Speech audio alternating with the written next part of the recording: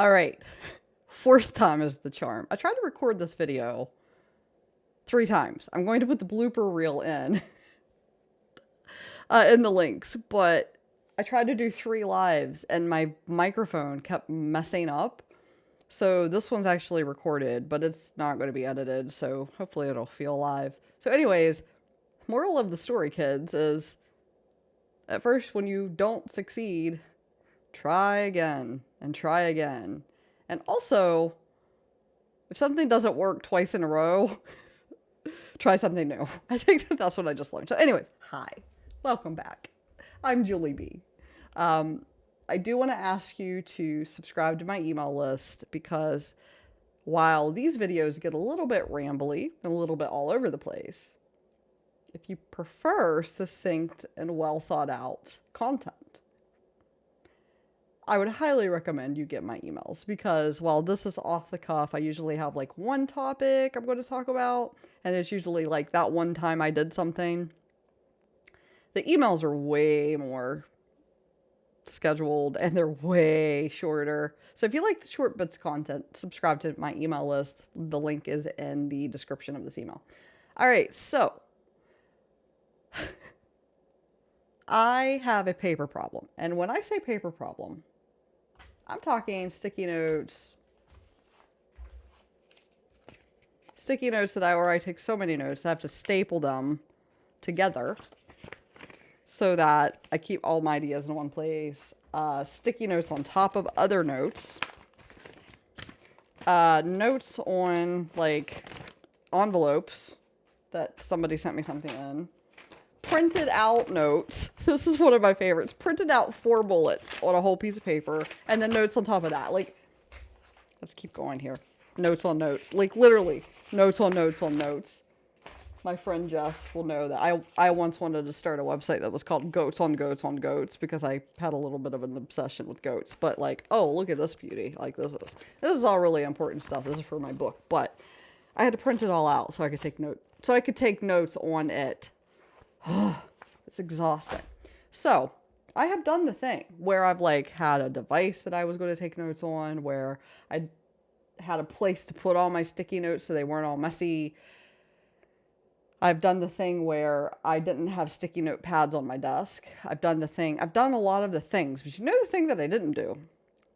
I didn't remove the tool that you must have to take notes with, to take handwritten notes. You gotta have something to write with. You have to have like a pen or a pencil, marker, crayon, whatever, something to write with.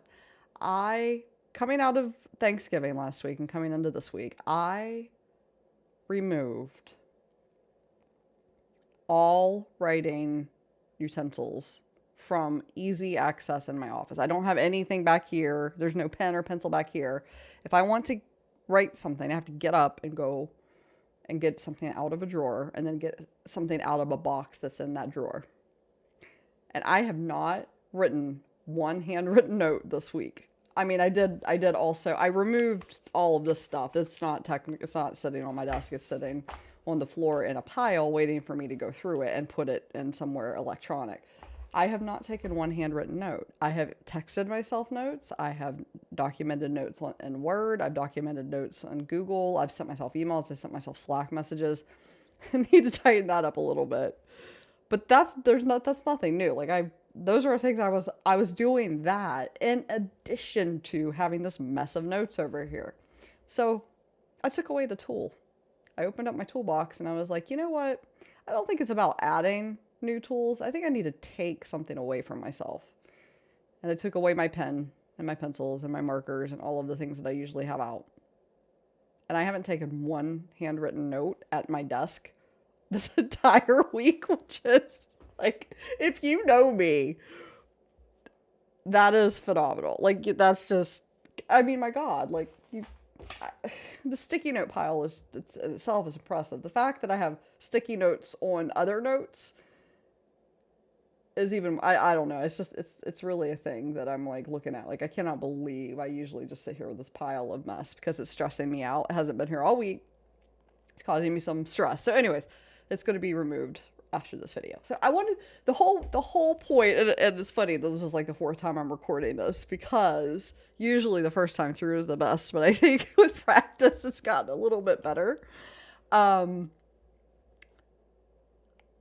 As leaders, as business owners, we're often looking for the new thing. We're looking for like the new fix or the growth hack or the hack or the like the book to read or the action to take or the tech to buy or the software that we need. And while all of those things are needed, or the new process that we need to create, right? Like business owners love to plan and plan and plan and plan.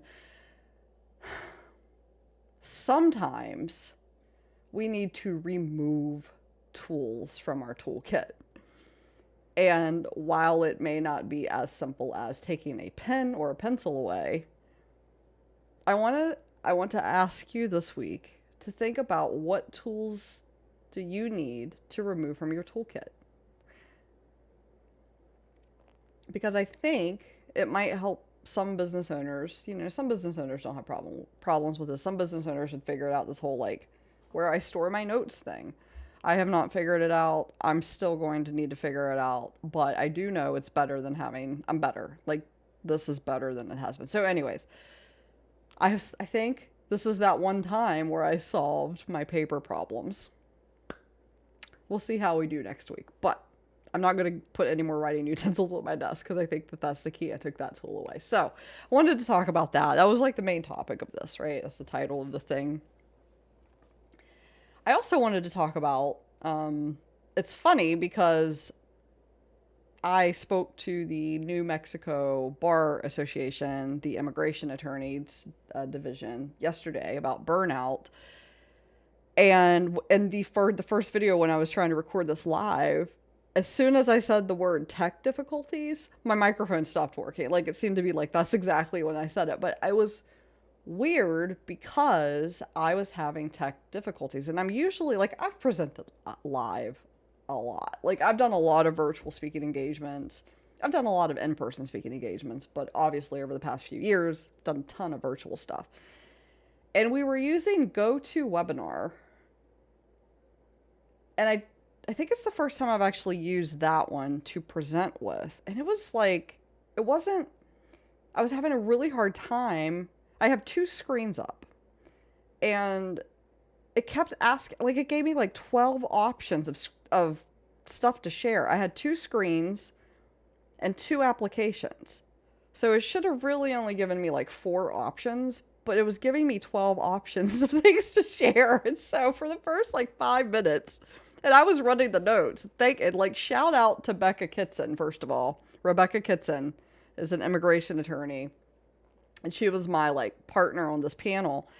And she kind of like covered for me while I was trying to figure out like how to freaking share my screen, because I also had notes that I wanted to talk about. Oh my gosh, it was really stressful because it was a really important speaking engagement to me. Like, I mean, they're all really important. This one was really important for a variety of reasons, but I felt like an idiot. Like I was having this moment of, I'm old. I don't understand technology. Oh my God. Like, how am I going to be a speaker if I can't even figure out how to share my freaking screen? There were all of these thoughts that were going through my head. And you know what? It was fine. It worked out really well. I got most of the material out. I think I probably helped some of the attorneys in the room. Most of them are business owners. I also couldn't see anybody. Like wasn't like with Zoom where you can see like people. Like I couldn't see any of the attendees, which was hard. Like it's hard. Listen, it's hard when like I feel like I'm speaking directly to like 1 or 2 people right now, and I think that that's part of what pat on the back makes me a good podcaster, is that I can come across very real, and very authentic and like right in front of you, even if I'm not like sitting right in front of you. I have an ability to connect with an audience, and I think that that's part of what makes me good at what I do in terms of speaking and podcasting and doing these videos and all of those fun things. But it's really hard when you can't see the people. When I do these, usually lives, this one's recorded, but when I do these, I'm usually thinking of like a couple of people that I know, and I think about talking directly to them. And that's a trick that my friend Chris shared with me when I was first starting to podcast. I would literally, I can't show you because I don't have any pens on my desk, but I would draw. I literally had a Post-it note with a smiley face on it in front of me anytime I did a podcast to think about like talking to one person. And so, that's what I do whenever I do this. So anyways, I was having all kinds of tech difficulties yesterday with that. And then today trying to record, I was having tech difficulties. But both times I was like, you know what? I'm not going to give up. Like, I'm going to figure this out. I'm going to ask for help. I'm going to get it done because I want to deliver the content that I was delivering both then, yesterday, and now with this video. So I think that there's just something about like, there's a lesson in there about resilience. I don't know. I'll post the bloopers video, the third attempt at a live video, which actually was recording, which didn't seem like it was recording, but it was. I'm kind of a mess today, guys. Oh my gosh. Man, I had a lot of things I wanted to talk about, but those two I think is enough because we're already over 10 minutes, and I think I'm going to wrap it up. Next week, I'm going to talk about, one thing I want to talk about is I'm struggling with some stuff with my family, and I don't want to go into great detail, but it's kind of landed on my plate somewhat. I have support, but it's landed on my plate to find resources for a very specific situation. And Google does not have the answer to this very specific situation. And it doesn't seem anybody does. Like everybody has, like there's opinions. I mean, I've talked to my doctor. I've talked to my therapist. I've talked to a lot of people, and it's not for me. It's for a member of my family. And I've talked to a lot of people, and I just, oh my Lord, like everybody has an opinion. There's not just one right answer. Google doesn't have the answer. So what do you do? Like, I mean, I know you just have to pick one and go. But like when you're making decisions for other people, that's a whole different level of stress that can lead to burnout. I think I'm dealing with yesterday. I make the distinction between stress and burnout. Is stress is something you can see and insight to, and burnout is stress that builds and builds and builds and builds, and it gets like really bad. But the big difference is that you just never see an end to that stress, and that's what causes burnout. Like you basically lose hope, and I'm trying really hard not to lose hope in this situation, but it's a hard situation. And yeah, like what do you do when you can't find an answer to something in your personal life or in business too? But part of this that I'm doing is behind the scenes, so that's something I'm actually dealing with alongside of running a business. All of the things that happen, right? Life and work together, they're not they're not separate. There's work-life balance, that term. I've talked about my thoughts on that term, and I still think those thoughts. It's hard. So anyways, I'm going to wrap this up because I'm rambling. My tech difficulties really got me off pace, but I did fix my paper problem. That's what I'm going to focus on for the weekend. I hope you have a great weekend. I hope you get to have some fun, enjoy, whatever you enjoy in the weekends, football, getting outside. It's a great time of year. It's one of my favorite times of year. I got my jackalope shirt on.